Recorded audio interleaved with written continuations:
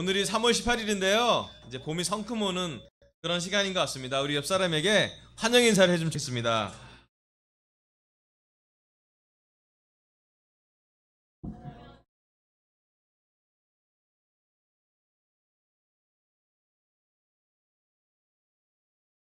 아멘. 자, 오늘은 특별히 우리 선정자매 어머님이 오셔서 너무 반갑습니다. 환영합니다, 어머니. 네. 우리 잠실 사는 김민호 형제 가족이 마라톤 행사 때문에 오도 가도 못하고 지금 30분 동안 차에 있는다고 되게 힘들다고 얘기를 전해왔습니다. 밀어주시면 좋겠고요. 그 다음에 우리 경주에 있는 경주수 형님께서 연락하셔서 성찬 잘 안 들린다고 마이크를 좀 크게 해달라고. 이제 잘 들리시죠, 형님? 아내의 성찬을 같이 나누려는 남편의 모습과 또 태연이랑 같이 예배를 드리고 있는 것 같아서 너무 감사합니다. 또 제주도에서 이 방송을 보고 계실 우리 김도희 사장님과 그 애나에게도 안부를 전하고 싶습니다. 우리가 이렇게 같이 있거나 또 같이 있지 않거나 함께 예배를 드리는 것은 아주 특별하고 좋고 영적인 시간인 것 같습니다. 너무 함께 말씀을 나눌 수 기쁘고요. 오늘은 성령의 시리즈 마지막 말씀을 나누고 있습니다. 네, 다음 슬라이드를 넘겨주시면 저희가 1과부터 쭉 해서 이제 5과가 나오는데요. 성령과 인간의 구원이라는 주제로 5번째 과가 있는데 이 과는 내용이 좀 많아요. 슬라이드를 우리 민주자매가 번역을 잘 해왔는데 60장을 번역해 오셨어요. 그래서 제가 도저히 고든도 그리는데 이거를 고든도 3개로 나눠서 했어요. 그래서 저도 한 3개나 4개 정도로 나눠서 말씀을 전할 겁니다. 그 정도로 내용도 많고 깊고 또 되게 여러 가지 필요를 채울 수 있는 말씀인 것 같아서 성령과 인간의 구원이라는 주제로 말씀을 전하도록 하겠습니다. 오늘은 파트 1입니다. 아마 파트 3이나 4까지 갈 예정인 것 같습니다. 다음 슬라이드 보여주세요.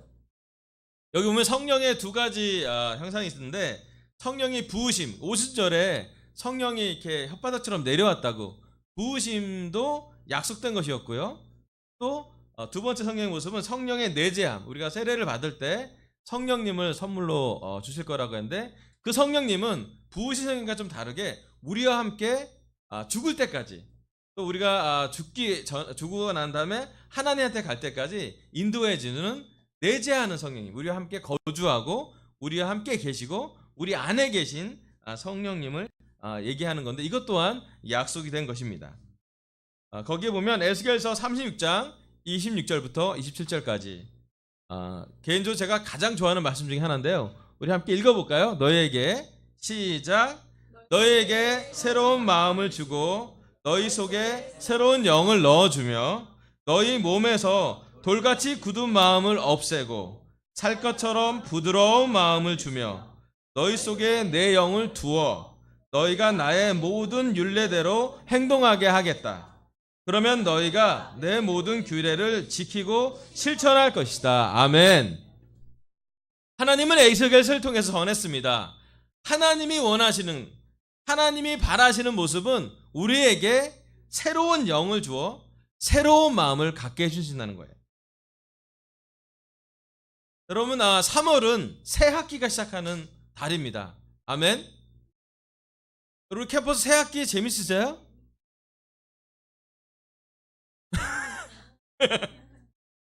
네. 우리 수아자매가 새 학교를 들어갔고요. 새 과목을 공부하고 있고요. 요즘 해부학 3개를 되게 열심히 싸우면서 공부하고 있어요. 이게 새롭게 되는 게 쉽지 않잖아요. 그렇지 않아요? 새 학년이 될 때마다 새 교과서를 받고 새 공부를 하는데 사실은 되게 새로운 것은 도전이 됩니다. 그럼에도 불구하고 우리는 새로운 걸 좋아하지 않습니까? 여러분, 새로운 것 중에 뭐가 새로운 게 여러분한테 필요하세요? 여러분 삶에 새로운 것은 뭐가 필요한가요? 네, 새 집과 새 노트북을 원하시는 분이 앞에 계십니다. 또 여러분 새로운 것 중에 원하시는 게 뭐가 있어요?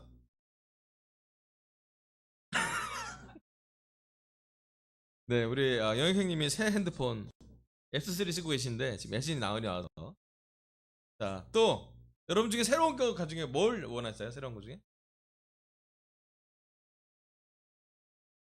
새로운 차 사신 분께서 새 차를 원하신다고. 김민호 형제가 새 차를 원해요 지금. 사실은 우리에게 항상 물건은 새 것이 좋잖아요. 그죠? 그런데 한번 생각해 보세요. 우리가 마음이 새로워지려면 어떻게 해야 되는지.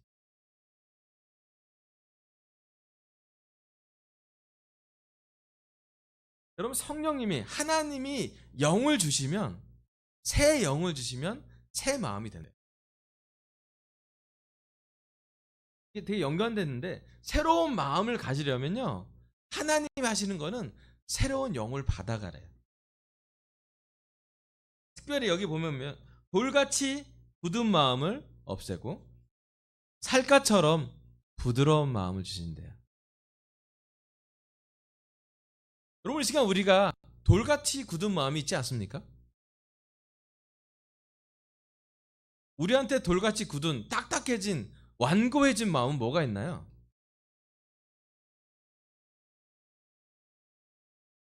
여러분, 이런 생각 하지 않으세요? 나는 왜 이럴까? 가끔 그런 생각 떠오르지 않으세요? 우리 집은 왜 이럴까? 내 남편은 왜 이럴까? 내 아내는 왜 이럴까? 생각할 때가 있죠? 좀 지나면요, 우리 집 아이는 왜 이럴까? 우리가 조금 시간이 가면 갈수록 굳은 마음이 생기기가 쉬운 환경에 살고 있어요. 우리한테는 오래된 습관도 있고, 또 우리가 각자 갖고 있는 개인적인 고집과 있어서 사실은 좋은 습관도 있지만 안 좋은 습관이 많아서 우리한테 굳은 마음이 생길 때가 더 많아요. 근데 하나님이 에스겔서에서 예언한 말씀은 우리한테 돌처럼 굳은 마음을 없애고 살갗처럼 부드러운 마음을 주신다. 제가 이 말씀을 보면서 가장 많이 기억난 건 제 어릴 때 모습이었어요. 제가 돌같이 굳은 마음에 항상 돌에 느끼는 건 제가 강원도에 살았기 때문에 저희 집 앞에 앞 밭이 생각이 났습니다. 항상 돌이 나와요. 그 돌을 파내도 늘 돌이 있어요. 돌이 있어서 그런지 강원도의 그 땅이, 우리 집 앞에 밭은 약간 회색빛이 돌았어요. 그래서 봄이 되면 어떻게 되냐면 요 한 3월이나 4월쯤 되면 아직 땅이 다 녹지도 않았는데 부지런한 사람들이 뭘 하냐면 산에 가서 지게를 들고 황토흙을, 구엽타라 그래서 낙엽이 잘 발효된 땅을 지게로 지고 와요. 집에 남자가 많은 집은 유리해요. 지게를, 저희 집은 남자가 셋이었으니까 3명이 졌어요. 막내인 저도 졌어요. 지게 사이즈가 좀 다르긴 했는데 꼭 지게를 들고 산에 가서 흙을 파와서 밭에다 붓습니다. 되게 고된 작업이에요. 이게 산을 올라가서 땅을 파서 이렇게 싣고 이렇게 내려와서 붓고 그걸 반복해요. 하루에도 몇십 번씩 했는데, 왜 그걸 해야 되냐면 그 새 흙을 넣어야 그 양을 넣는 양만큼 경작한 작물의 씨알 크기가 달라져요. 그걸 많이 넣는 집은 감자의 크기가 커요. 그걸 적은 넣는 집은 감자의 씨알이 작아요. 소출이 달라져요. 제가 항상 이 말씀 보면 느낀 건 뭐냐면 돌처럼 굳은 마음을 없애는 게 얼마나 중요한지, 살갗처럼 부드러운 마음을 갖는 게 얼마나 중요한 건지. 예수님이 얘기합니다. 좋은 땅은 30배, 60배, 100배 열매를 맺는다고요. 좋은 땅에 심겨진 씨는 말씀이 그 씨에서 자라나서 말씀을 잘 지키고 보호했고, 말씀이 우미 터서 말씀이 싹이 나서 말씀에 꽃이 피고 말씀의 열매를 맺는다고요. 아멘. 여러분, 이 자리에 앉아있는 여러분이야말로 그 말씀에 싹이 터서 그 말씀에 꽃이 피어서 그 말씀의 열매를 맛보고 이 자리에 있다라고 저는 믿습니다. 아멘. 여러분 모두는 말씀의 달콤함을, 말씀의 어떤 쓰지만 우리한테 약이 되는 모습을, 또 말씀으로 지금도 훈련받고 있음을 알고 있습니다. 여러분, 하나님의 영이, 성령님이 우리에게 새로운 마음을 주신대요. 그래서 여러분, 올해 우리는 얼만큼 새로운 영을 넣을 준비를 하고 있습니다. 기존에 우리 영이 혹시나 멈춰져 있다면, 좀 영이 작았다면 영이 가득할 수 있도록, 성령님이 우리 안에 채워질 수 있도록, 새로운 영이 있어서 새 마음이 생길 수 있도록 도와주면 너무 좋을 것 같아요. 여기 보면 새로운 마음에 대해서 좀 구체적인 구절이 나옵니다. 다음 슬라이드는 보여주세요. 똑같은 말씀이 에스겔서 11장 19절에 이렇게 나와 있습니다. 그때 내가 그들에게 일치된 마음을 주고 새로운 영을 그들 속에 넣어주겠다.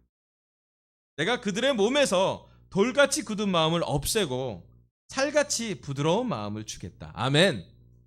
같은 하나님이 아까 에스겔서 36절에 나온 말씀이 에스겔 11장에 먼저 나왔어요. 똑같은 말씀이죠. 거의 토시 하나 틀리지 않고 같은 말씀을 주셨어요.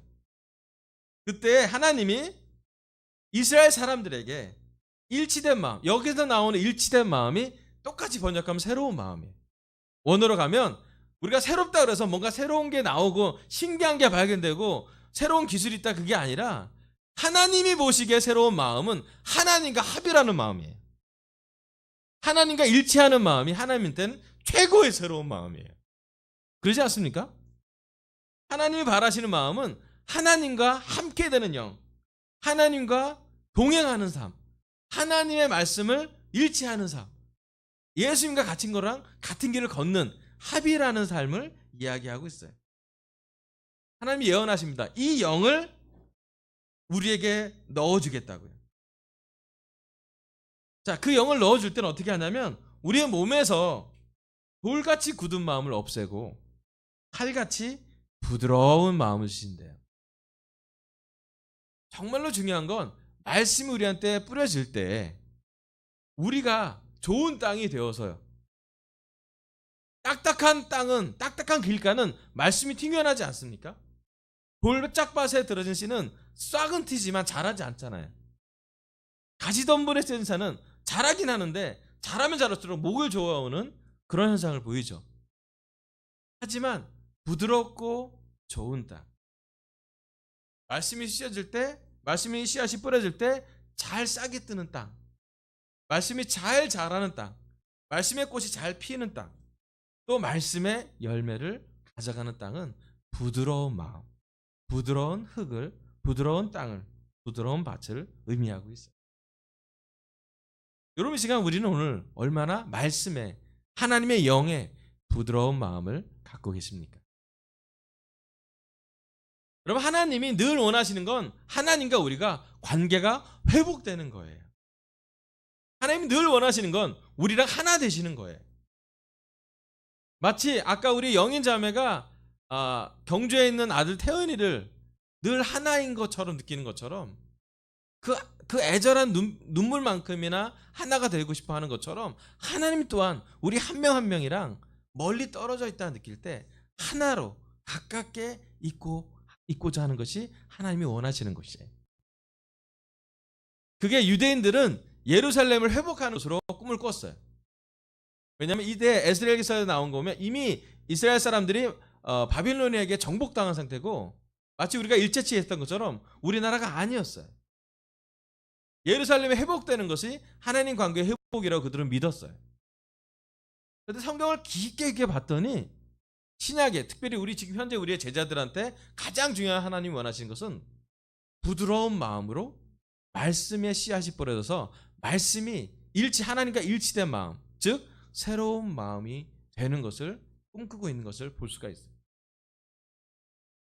여러분, 새로운 영은 우리로 하여금 하나님 말씀에 일치된 새로운 마음을 주실 것입니다. 여러분, 이 시간 우리가 새로운 마음을 가져갈 마음의 준비가 되어 있습니다. 새로운 것을 꿈꿀 마음의 준비가 되어 있습니다. 아까 우리 정성환 형제가 환영 때 잠깐 얘기했는데 싱글 형제가 세례 나올 걸 믿느냐 그랬더니 안 믿는데요. 그 솔직함에 격려를 줬죠. 솔직하구나. 근데 믿어보자 했어요. 그랬더니 이것도 문제고 형님, 저것도 좀 모자르고요. 저건 더더욱 더 모자르고요. 그런 얘기가 나왔어요. 그래? 그럼 일단은 바이브톡을 해보자. 그래서 지난주 금요일날 바이브톡을, 싱글 바이브톡을 했어요. 아멘. 놀랍게도 일산 싱글도 불러왔어요. 우리도 믿음이 부족한데 누굴 불러왔어요. 그리고 나서 무슨 일이 벌어졌냐면 우리 결혼부 형제자매들이 너무 많이 섬겨주셔서 3명의 방문자가 왔어요. 우리 민주자매 평양대학원 동창도 오셨고, 여자분이 우리 영혁이형 특별히 윤정 자매 조카분이 오셨고요. 남자 31살 먹은 놀라운 남자가 오셨고요. 그 다음에 우리 준호 형제가 줄 초대하는 다운이가 왔었어요. 근데 너무 신기했어요. 왜냐하면 하나님이 하신 일이라고 저는 느껴요. 우리는 부족한데요, 하나님이 채워주셨어요. 우리가 한 15명 정도 올 정도의 예상을 했는데 그 자리에 23명이 왔어요. 그래서 그날 당일날 장소를 바꿨어야 됐어요. 15인실이 아니라 아예 다른 장소, 홍대 토주라는 곳으로 이 25명이 들어갈 장소로 옮겼고 가서 바이브톡 했는데, 특별히 너무 감사한 건 우리 결혼분들 중에 많은 분들이 섬기셔갖고 맛있는 음식도 만들었고요. 또 되게 풍성하게 바이브톡을 진행을 했습니다. 제가 개인적으로 너무 감사한 건 뭐냐면, 우리는 할 수 없는데 하나님은 새로운 사람들을 보내주세요. 우리 혼자 힘으로는 불가능한데 하나님이 싱글 남자 2명을 방문자로 보내줬어요. 그걸 뭘 의미하는 건가요? 예, 하나님이 새로운 걸 계속 우리한테 주신다는 거예요. 새롭게 아무것도 없다고 우리가 느낄 때 하나님께 울부짖으면, 새로운 마음을 갖게 하나님께 부드럽게 하나님의 마음을, 말씀을 따르려고 노력한다면, 하나님과 합이라는 일치된 마음을 가지려고 노력한다면 하나님은 우리에게 늘 새로운 것을 주실, 새로운 영을 주실 준비가 되어 있는 분이십니다. 다음 슬라이드 보세요. 로마서 8장 1절부터 4절. 그러므로 그리스도 예수 안에 있는 사람들은 정죄를 받지 않습니다. 그것은 그리스도 예수 안에서 생명을 누리게 하는 성령의 법이 당신을 죄와 죽음의 법에서 해방하여 주었기 때문입니다. 육신으로 말미암아 율법이 미약해져서 해낼 수 없었던 그 일을 하나님께서 해결하셨습니다.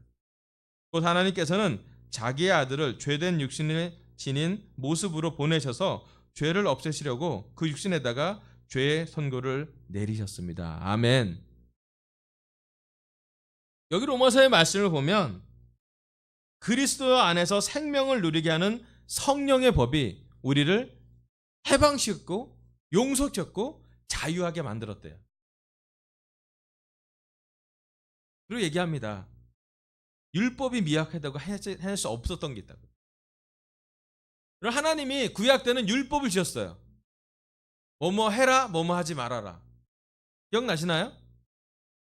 뭐뭐 해라, 뭐뭐 하지 말아라. 우리는 어떻게 사나요, 주로?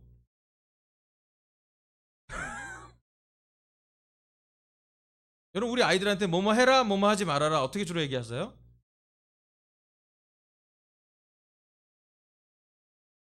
네.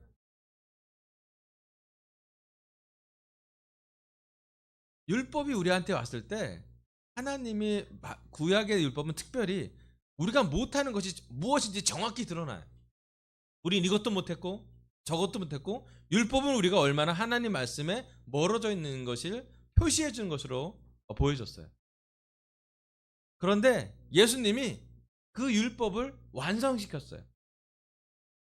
인간의 능력으로 하지 못하는 완벽한 율법은 뭐냐면, 예수님을 믿고 예수님의 십자가를 이해하고 예수님의 부활을 믿으려고 최선을 다할 때 하나님은 우리에게 정죄하지 않는다 그랬어요. 아무리 부족한 사람이라도 예수님의 십자가에 반응한다면, 예수님의 말씀대로 회개하고 구원을 얻는다면 성령님 말씀 따라서 용서함을 주신다고 했어요. 율법은 죄와 죽음을 가르치지만 성령의 법은 용서와 구원을 주신다고 하나님이 말씀하십니다. 또 그 말씀을 믿었기 때문에 우리가 이 자리에 있다라고 저는 믿습니다. 다음 슬라이드 보세요. 야고보서 1장 13절부터 15절입니다. 시험을 당할 때 아무도 내가 하나님께 시험을 당하고 있다 하고 말하지 마십시오. 하나님께서는 악에게 시험을 받지도 않으시고 또 시험하지도 않으십니다. 사람이 시험을 당하는 것은 각각 자기의 욕심에 이끌려서 꿰매 빠지기 때문입니다. 욕심이 잉태하면 죄를 낳고 죄가 자라면 죽음을 낳습니다. 아멘. 야고보서는 명확하게 야고보는 말씀합니다. 하나님과 사람들이 관계가 멀어지는 과정이 이렇다고요. 시험을 당할 때, 시험을 빠질 때 욕심이 있는 사람은 그 욕심에 이끌려서 꿰매 빠진다고요. 욕심을 계속 잉태하면 죄가 낳고 죄가 자라면 죽음을 갖게 한다고요. 여러분, 오늘 시간 우리는 하나님과 관계에서 가까워지고 있습니까? 아니면 멀어지고 있습니까? 여러분, 죄가 자라고 있습니까? 죄를 해결하고 있습니까? 여러분, 욕심을 잘 정리하고 계십니까? 아니면 욕심을 키우고 있습니까? 오늘 우리는 하나님의 영을 받은 사람으로서 하나님의 영을 가득 채우고 있습니까? 아니면 영이 비어가고 있는 것을 보고 계십니까? 야고보는 말합니다. 말씀과 행동, 믿음과 행동, 특별히 시험을 빠지더라도 욕심을 잘 통제해서 죄를 줄이라고요. 그러면 생명을 얻는다. 아까도 말씀드렸지만 새로운 마음, 하나님 말씀과 일치하는 마음 우리에게 있을 때 우리는 죄와 싸울 수 있을 거예요. 우리의 능력으로는 늘 죄에 빠지고 부족하지만 하나님이 주시는 영의 힘으로 우리는 우리가 하지 못할 능력 받을 것을 꿈꾸고 우리의 능력 이상을 기대하고 우리가 하지 못했을 것을 꿈꾸고 있습니다. 아멘. 요한일서 1장 7절에서 9절입니다. 요한일서 1장 7절에서 9절. 그러나 하나님께서 빛 가운데 계신 것과 같이 우리가 빛 가운데로 살아가면 우리는 서로 사귐을 가지게 되고 하나님의 아들 예수의 피가 우리를 모든 죄에서 깨끗하게 해 주십니다. 우리가 죄가 없다고 말하면 우리는 자기를 속이는 것이요 진리가 우리 속에 없는 것입니다. 우리가 우리 죄를 자백하면 하나님은 신실하시고 의로우신 분이셔서 우리 죄를 용서하시고 모든 불의에서 우리를 깨끗하게 해 주실 것입니다. 아멘. 여기 사도 요한이 말한 것은 하나님께서 빛 가운데 계신대요. 아멘. 성경에 보면 하나님이 표현한 단어 중에 하나가 빛의 모습이 많아요. 하나님 빛 가운데 계시고요. 예수님 우리에게 빛과 소금이라고 명령하셨고요. 또 요한복음에 보면 예수님 그 자체가 빛이었다라고 표현이 돼요. 하나님께서 빛 가운데서 계신 것과 같이 우리도 빛 가운데 살아가면 용서받고 깨끗하게 된대요. 하나님이 우리 삶에 빛을 보내셨습니다. 아멘. 그 빛에 가장 가까운 모습이 예수님의 모습이었어요. 그래서 하나님을 사랑하는 사람은 예수님과 같은 것으로 살아가면 빛 가운데 사는 거랑 똑같이 사는 걸 볼 수가 있어요. 요한일서 2장 6절 다음 슬라이드 보여주세요. 하나님 안에 있다고 하는 사람은 자기도 그리스도께서 사신 것과 같이 마땅히 그렇게 살아가야 합니다. 아멘. 우리한테 가장 궁극적으로 높은 제자 훈련은 뭐냐면 예수님과 똑같이 사는 것이에요. 아멘. 여러분, 우리가 늘 꿈꾸고 있는 모습 중에 하나가 뭐냐면 예수님을 닮는 거 아닙니까? 우리가 받는 제자 훈련, 또 우리가 하는 제자 훈련의 가장 큰 본질은 예수님과 우리가 얼마큼 닮아가고 있다는 것이에요.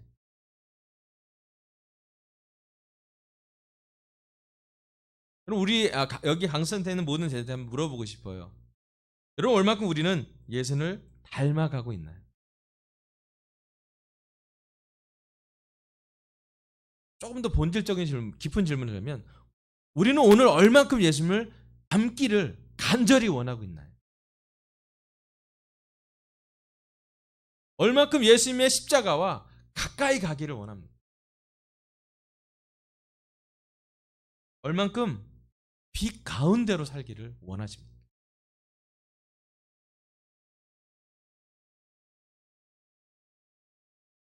그럼 때로는 우리가 예수님의 제자로 살기로 결정했을 때, 예수님과 첫사랑에 빠졌을 때, 말씀을 거의 매일같이 공부하고 늦게까지 기도하고 아침 일찍 일어나면 제일 먼저 눈을 떴을 때 말씀을 폈던 우리의 모습을 봤을 때, 우리는 회개했고 말씀에 합일하는 삶을 살려고, 일치하는 삶을 살려고 최선을 다했던 것 같아요. 아멘. 여러분, 그 결과가 이 자리에 있는 여러분입니다. 여러분, 우리가 한 자리에 있다는 것은 하나님의 기적 중에 기적이라고 저는 믿어요. 우리 중에 원래 하나님을 사랑하는 사람 많지 않았어요. 우리 중에 의롭게 사는 사람도 많지 않았어요. 우리 중에 정말로 삐뚤게 하나님과 관계에서 멀어진 사람이 대부분이었다고 저는 믿어요. 하지만 말씀을 공부했고 세례를 받으면서 성령님을 선물로 받았고 성령님이 내재하기 때문에 오늘 예배 드렸을 때 우리 안에 있는 성령님이 이 말씀을 보고 되게 기뻐하실 거예요. 그래서 때로는 여러분, 우리 삶에 제자삶 1년, 2년, 3년, 5년, 10년, 20년 살면서 삶의 무게가 늘어나지 않습니까? 내가 책임져야 될 사항들, 내 삶의 무게가 점점점 무거워지고 있고, 또 결혼도 하고 남편과 아내가 있고 아이가 있고 여러 가지 밀접한 관계가 생기면서 때로는 우리가 빛 가운데서 좀 멀어져 가고 있는 건 아닌가요? 우리 안에 밝게 빛나던 빛이 혹시 점점점 빛 가려지고 있는 것은 아닌지 한번 물어봐야 될 것 같아요.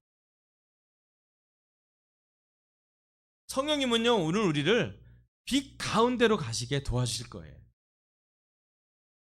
그래서 원래 우리가 빛이 받는 게 아니라 예수님한테 투영된, 예수님한테 반사된 빛이 밝게 될 수 있도록 오늘 이 시간을 인도할 거라고 저는 믿어요. 아멘. 여러분, 우리가 설교를 들으면 마음이 기뻐지지 않습니까? 왜 기뻐지냐면 여러분 안에 있는 성령님이 말씀을 기뻐하기 때문이에요. 우리가 성찬을 들으면 감동받지 않습니까? 왜 우리가 영인 자매의 눈물에 같이 눈물을 흘리나요? 사랑하는 사람은 사랑의 애달픔을 알거든요. 그럼 빛 가운데로 산다는 것은 예수님이 사시는 그 사랑 안에 예수님을 더 갈망하고 예수님처럼 되려고자 하고 예수님 같이 되는 모습을 기뻐하기 때문이에요. 여러분, 시간 얼마큼 우리의 예수님의 열정에 우리의 열정이 성장하고 있습니다. 여러분, 시간 우리가 얼마큼 예수님만큼 예수님이 가져갔던 순결의 기준만큼 순결해지려고 노력하고 있습니까? 미투 운동이 확산되고 있는 지금 우리는 얼만큼 그리스도의 제자로 그리스도의 모습으로 이 세상에 보여지고 있나요? 여러분, 예수님이 했었던 과격한 사랑, 십자가에 부끄럽게 채찍 맞아 가는 모습은 나머지 예수님을 따라갔던 사람들의 그 사도들의 모든 마음속에 죽음을 두려워하지 않는 죽음을 극복하는 믿음을 갖게 해주셨어요. 여러분, 이 시간 우리는 혹시나 두려워하고 있는 게 있지 않나요? 우리 마음속에 아직 변화되지 않은 많은 것들을 두려워하고 있는 건 아닌가요?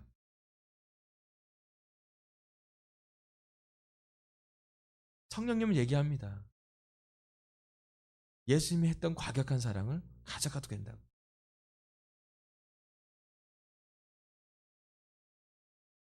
예수님 얘기했어요. 죽으려고 하는 사람은 살 것이고 살려고 하는 사람은 죽을 거라고. 그게 복음의 핵심이 아닙니까? 여러분, 날마다 우리를 죽여가고 있나요? 아니면 날마다 우리를 보존하려고 애쓰고 있나요?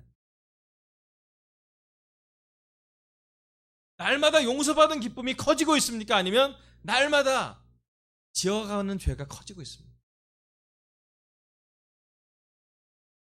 오늘 우리는 성령님이 새로운 마음을 주시려고 할 때, 새 말씀을 주시려고 할 때 얼만큼 담아가고 있나요?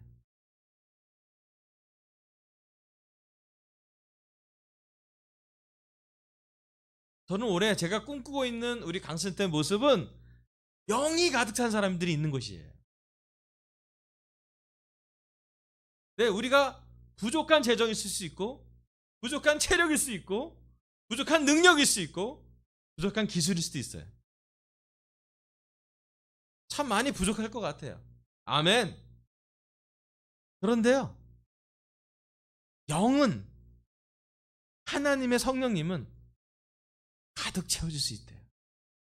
상황이 좋아서가 아니라, 늘 성공되는 상황이 있어서가 아니라, 지금 이 세상에 말씀을 합일하려고 할 때, 말씀대로 살려고 하려고 할 때 하나님은 우리에게 새로운 마음, 새로운 영을 가득 부으실 거라고 저는 생각이 듭니다. 아멘. 다음 슬라이드 보여주세요. 성령과 구원의 메시지. 첫 번째, 메시지는 성령의 감동, 영감으로 전해졌대요. 에베소 3장 2절에서 5절. 하나님께서 여러분을 위하여 일하도록 나에게 직분을 은혜로 주셨다는 것을 여러분은 이미 들었을 것입니다. 하나님께서는 나에게 그 비밀을 계시로 알려드렸습니다. 그것은 내가 이미 간략하게 적은 바와 같습니다. 여러분이 그것을 읽어보면 내가 그리스도 비밀을 어떻게 이해하고 있는지를 알게 될 것입니다. 아멘. 사도 바울은 예수님을 접할 때 계시로 알게 됐어요. 직접 예수님을 육안으로 볼 수 없기 때문에 하나님이 사도 바울을 위한 계시를 주었고, 그것으로 사도 바울은 예수님한테 영향받았고 변화되었고, 사도 바울의 삶을 통해서 정말로 많은 이방인들이, 많은 이방 국가에서 많은 이방 교회가 생겼습니다. 정말로 많은 구원을 이루어냈죠. 그 메시지는 사도 바울의 어떤 계시를 통해 성령의 영감을 받았다는 것이에요. 자, 다음 슬라이드 보세요. 다음 슬라이드 넘겨주세요. 영감은, 감동은 영어로 인스피레이션이라고 하는데, 그게 뭐냐면 베드로서 1장 20절 21절 보면 여러분이 무엇보다도 먼저 알아야 할 것은 이것입니다. 아무도 성령의 모든 예언을 제멋대로 해석해서는 안 됩니다. 예언은 언제든지 사람의 뜻에서 나온 것이 아니라 사람들이 성령에 이끌려서 하나님께로부터 오는 말씀을 받아서 한 것입니다. 아멘. 여기 나온 말씀은 사람들이 성령에 이끌려서 하나님께로부터 오는 말씀, 이게 하나님의 감동을 받아서 쓴 글이라고 볼 수가 있어요. 하나님에게 영감을 얻어 쓴 글이요. 예수님과 함께 살았던 사도들은 하나님께 영감을 무지하게 많이 받았어요. 왜냐하면 매일매일이 놀라운 말씀이었고, 매일매일이 그 말씀에 기적이 보여졌고요, 매일매일 그 말씀대로 사는 아주 놀라운 빛 가운데 사신 예수님을 봤기 때문에. 성경의 모든 것이 드러날 필요가 있었나? 예, 말씀이 이루어질 때까지 드러날 필요가 있었어요. 성령의 영감이 모든 과정에 영향을 줍니다. 특별히 성령의 과정이 성경이 완성되는 과정에 아주 큰 영향을 주십니다.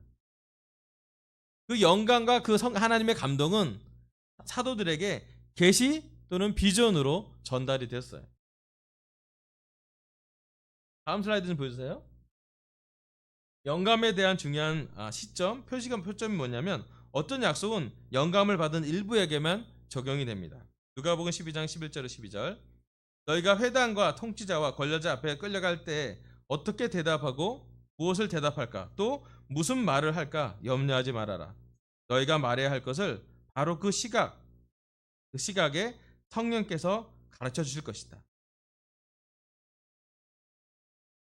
요한복음 14장 20절 보면, 그러나 보혜사 곧 아버지께서 내 이름으로 보내실 성령께서 너에게 모든 것을 가르쳐 줄 것이며 또 내가 너희에게 말한 모든 것을 생각나게 하실 것이다. 아멘. 여기 어떤 약속은 영감을 받은, 감동을 받은 일부 사도들이 주로 많아요. 적용이 돼요. 뭐냐면 회당과 통치자와 권력자들 앞에 끌려갈 때 어떻게 대답할까? 막 염려하게 되겠죠? 그잖아요. 죽을 수 있는 상황이고 두려움이 되게 많을 때였잖아요. 근데 예수님 얘기합니다. 너희가 말해야 할 것을 바로 그 시각에, 말해야 할 그때에 성령께서 말씀해 주실 거라고. 그 다음에 요한복음에 나온 건 뭐냐면 보혜사, 상담해주고 보호해주는 부분, 변호해주는 그분은 성령께서 가르쳐 줄 거고 생각나게 해줄 거라고. 그럼 일주일 동안 성령님이 하시는 일 중에 하나가 뭐냐면 여러분 삶에서 말씀이 계속 귓전에 머물도록 도와줄 거예요. 아침에 읽었던 성경 구절이 저녁까지 기억나게 도와줄 거예요. 성령님이 하시는 놀라운 것 중에 하나가 뭐냐면 우리에게 말씀을 계속 기억나게 하고 말씀대로 인도받게 하실 거예요. 사도는 아니지만 저희도 이런 비슷한 경험을 한 적이 있어요. 뭐냐면 우리가 서역 공부를 인도해 볼 때요.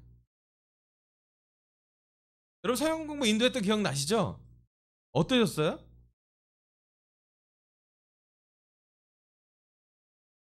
서역 공부 잘 인도하셨나요? 제가 기억나요. 제가 성경 구절도 외워왔고 노트도 적어갔고 성경을 배우는 사람이 있었지만 대단히 뭐랄까 어설프게 말씀을 전했던 거 기억이 나요. 그런데 그 말씀을 들었던 사람이 마음이 놀라웠던 거죠. 제 말씀을 듣고 그 말씀이 기억나서 하루 종일 그 말씀을 듣고 기억나서 말씀대로 살아야 될 강한 동기를 받았다고. 죄를 고백하자 그랬을 때 죄를 혹시 괜찮으면 좀 적어와라 그랬을 때 그 오랫동안 쟀던 죄를 적어오는 사람들의 모습을 보고 그 남자의 모습을 보면서 제가 성령님을 느낀 게 한두 번이 아니에요. 공부할 때마다 두려웠어요. 이 친구가 이걸 어떻게 받아들일까? 이 사람들이 이걸 어떻게 이해할까? 나는 이해하고 있나? 여러 가지 질문을 많이 하고 성역 공부에 가면 성역 공부 인도한 그 시점에 갑자기 오는 성령이 있어요. 이거 너 믿어야 된다. 나도 믿는다. 같이 믿자. 그러면 또 그거 보고 갑자기 감동을 받아서 믿는 친구가 있었어요. 한 친구 얘기해 드릴게요. 이 친구는 뭐냐면 이근혁 형제. 말씀 되게 사랑하는 형제잖아요.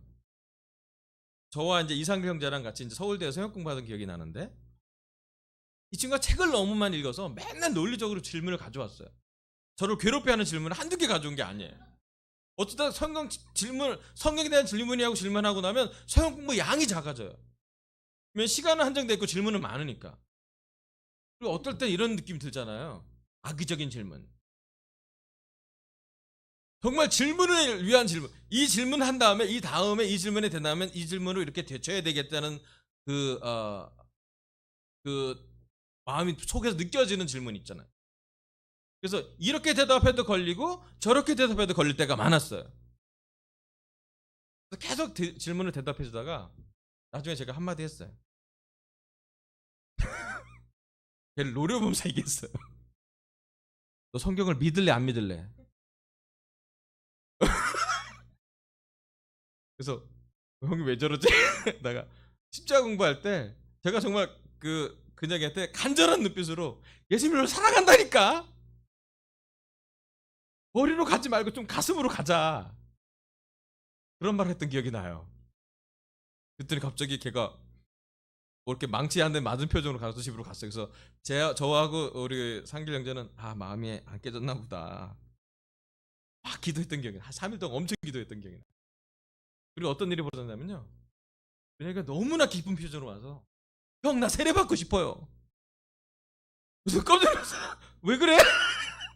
어디서 변화가 온 거야 했더니 형의 눈빛을 통해서 예수님의 사랑은 느껴졌어요. 어?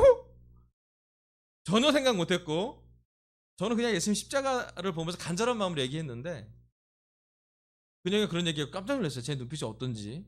필리핀 사람의 눈빛인데 이상하다. 그리고 느낀 게 뭐냐면 진정성이 느껴졌어요. 제가 느낀 건 얼마나 많은 지식, 놀라운 언변술, 잘 짜여진 논리로 말씀을 전한 것이 아니라 날 것 그대로의 십자가를 전했던 것 같아요. 아멘. 여러분 오늘 시간 여러분 삶에 복음을 전할 마음의 준비로 마치 두려워하면서도 말씀을 전할 성령님을 느끼는 시간을 원하지 않습니까? 저는 여러분 모두가 성령님이 있기 때문에 가르치실 수 있다고 믿어요. 또 어쩌면 우리의 가르침을 간절히 기다리는 사람도 많을 것이에요. 이 한국에 있는 많은 사람들, 한국에 있는 많은 남자와 여자들, 많은 캠퍼스 남자와 여자들, 많은 직장인 싱글 남자와 여자들, 결혼한 많은 사람들, 우리의 틴 모두 다가 간절하게 성령님의 마음, 새로운 마음을 갖기를 바랄 거예요. 여러분 우리가 하나님의 감동을 받은 사람으로서, 성령님을 내재한 사람으로서 두렵지만 전해야 될 때가 가까이 오고 있습니다. 아멘. 다음 슬라이드는 보여주세요. 신약에 있는 모든 말씀은 예수님이 직접 하신 말씀, 어떤 성경에 빨간색으로 표지가 됐죠? 외에도 예수님 말씀이 되게 많다라는 거예요. 요한복음 16장 12절에 16절. 아직도 내가 너에게 할 말이 많으나 너희가 지금은 감당하지 못한다. 그러나 그분 곧 진리의 영이 오시면 그가 너희를 모든 진리 가운데로 인도하실 것이다. 그는 자기 마음대로 말씀하시지 않으시고 듣는 것만 일러주실 것이요 앞으로 올 일들을 너희에게 알려주실 것이다. 진리의 영이 오시면 진리로 우리를 인도해 주실 거예요. 아멘. 그리고 앞으로 올 일도 알려주신대요. 여러분 성령님을 따라 사는 것은 참으로 놀라운 일입니다. 그리고 예수님이 성령님을 보내주셨기 때문에 우리가 지금 하나님 의지하고 살 수 있는 것 같아요. 다음 슬라이드 보여주세요. 하지만 우리가 성령에 인도됐을 때 듣는 방법에 유의해야 합니다.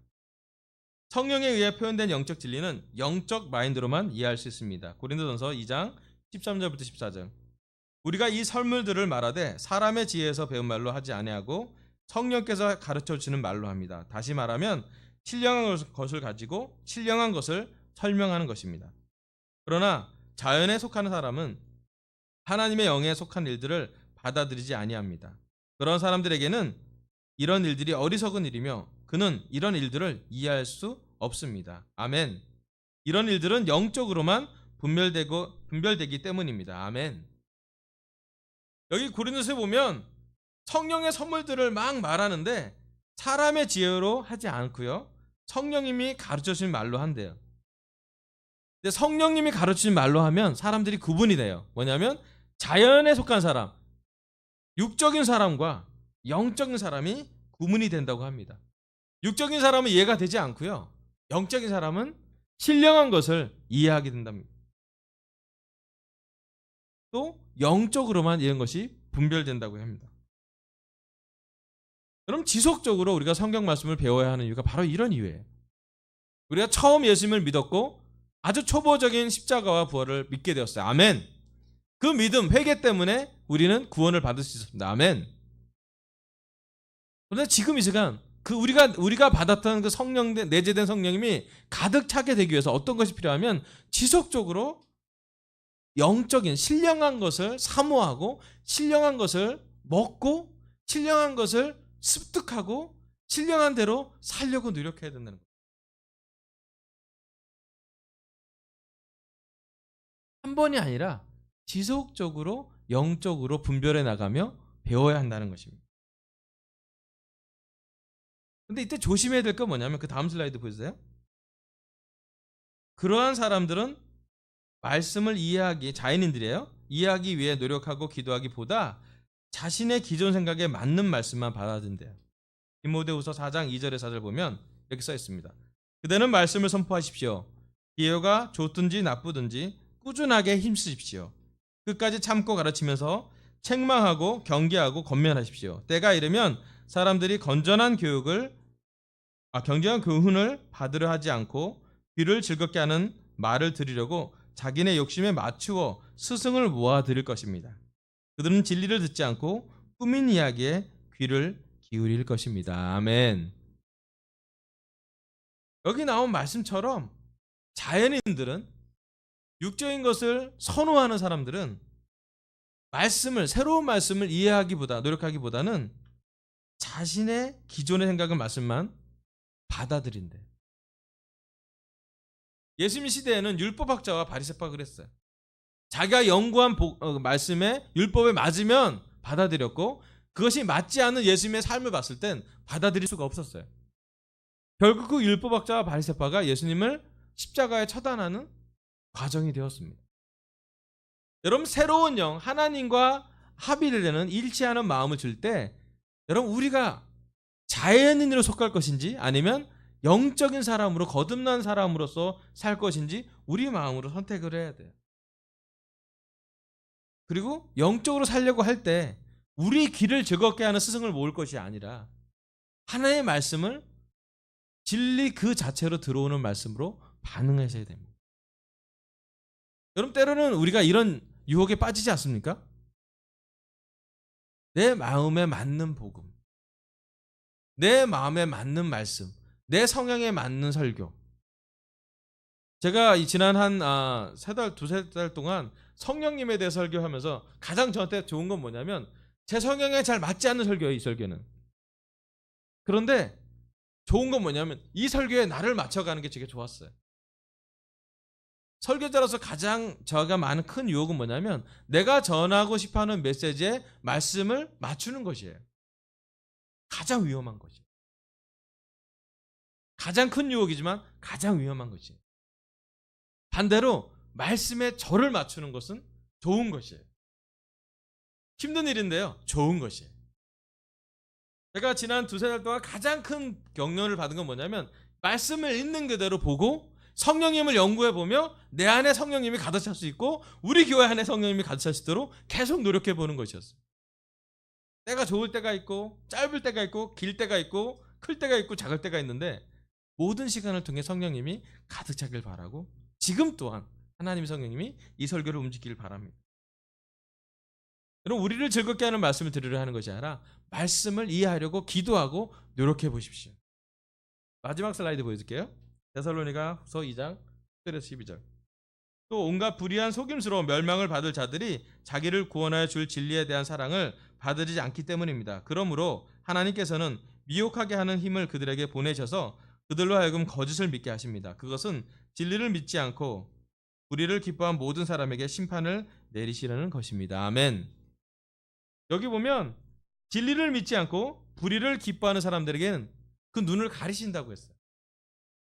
그리고 유혹받는 마음을 줘서 믿지 않고 또 믿어도 거짓을 믿게 하려는 것이다.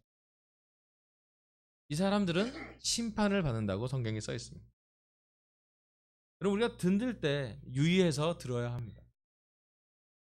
자, 이제 마지막 슬라이드 결론을 말씀드릴게요. 원래 약 한 40분 설교했는데, 하나님 말씀은 성령과 사람의 구원의 첫 번째 파트에 두 가지 결론이 있습니다. 첫 번째 결론은 성령님의 내재하심은 우리에게 새로운 마음, 하나님의 말씀과 일치된 마음을 주실 거라고. 여러분, 하나님이 에스겔서에 말하는 새로운 영을 주실 거고, 그 새로운 영은 우리에게 새로운 마음, 즉 하나님과 일치된 합일한 마음을 주실 거예요. 이미 우리에게 그런 마음이 있어요. 아멘. 이 마음을 키우시면 됩니다. 두 번째, 성령과 구원의